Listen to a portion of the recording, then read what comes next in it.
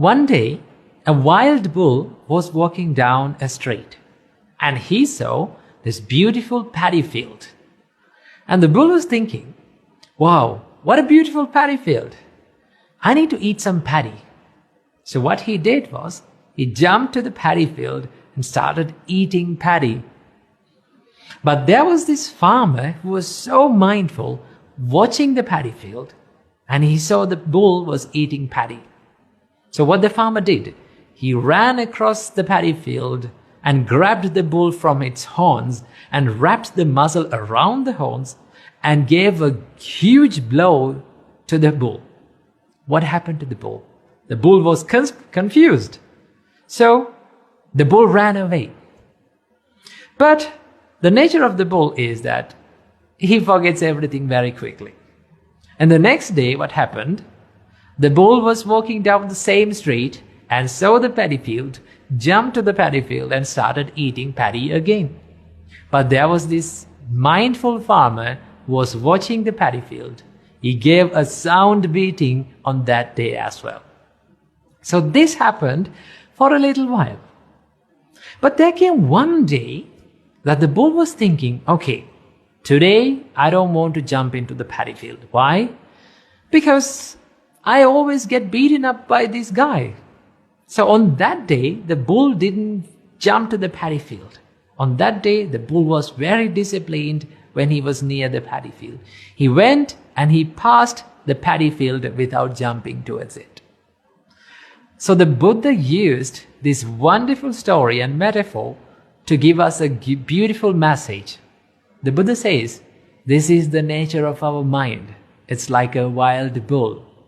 Forgets everything, runs towards these evil thoughts, and it has no discipline.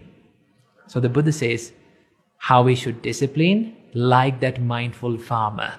We have to be mindful and watch our thoughts and take control over it. How to take control over our thoughts? So Buddha give us a beautiful way to do that. The Buddha says, whenever your mind runs towards these evil thoughts, what you have to think?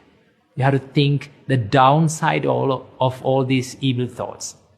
For an example, if you have hatred in your mind, you have to think, this is not good for myself. This is not good for my physical health. This is not good for my mental health. And this is not good for me as well as others. My hate is not good for me and as well as others. In that way, by considering the downside and the danger of your thoughts, you can stay away from evil thoughts, and also you can discipline your thoughts. But to do every kind of these things, any of these things, we have to have one beautiful quality, and that is the mindfulness. So the Buddha says, watch your mind like a farmer who's watching the paddy field, right? So without mindfulness, we cannot do any kind of these things. We cannot discipline our mind. We cannot take our mind from unwholesomeness to wholesomeness. So we need to have this beautiful quality of mindfulness. And also we need to consider the danger of our thoughts, because one thought can create a beautiful world, and just one thought can destroy this whole world. That is the power of our mind. So understand that the nature of all of our minds are like a wild bull. So many people complain when they start meditating, they say, oh, my mind is not disciplined. It's always busy. It's running here and there. I'm very scattered brained. Well, at the beginning, we all are like that. When we start meditation, our minds start to run here and there. Only when we start meditating, we realize that how busy our minds are, how scattered our minds are. So what we have to do, whenever our mind gets distracted or disturbed or running into these kind of evil thoughts, we have to kindly bring it back to the wholesomeness. You may have to do this again and again.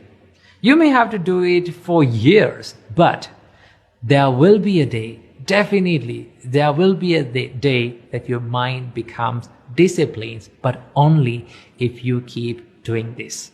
right? It's all about the little steps that you take to discipline your mind every single day. And every practice adds up to your life. That is the wonder of this beautiful Buddhist path. Every practice that Buddha teaches us adds up, and it always helps to us. So, I know, and we all know, that it is not easy to discipline our mind. But even though it is difficult, it is not easy, it is painful, we have to do it again and again, keep doing it until that beautiful day comes, that we gain a beautiful, disciplined mind. So keep practicing disciplining our mind and be happy. Namo Buddhaya.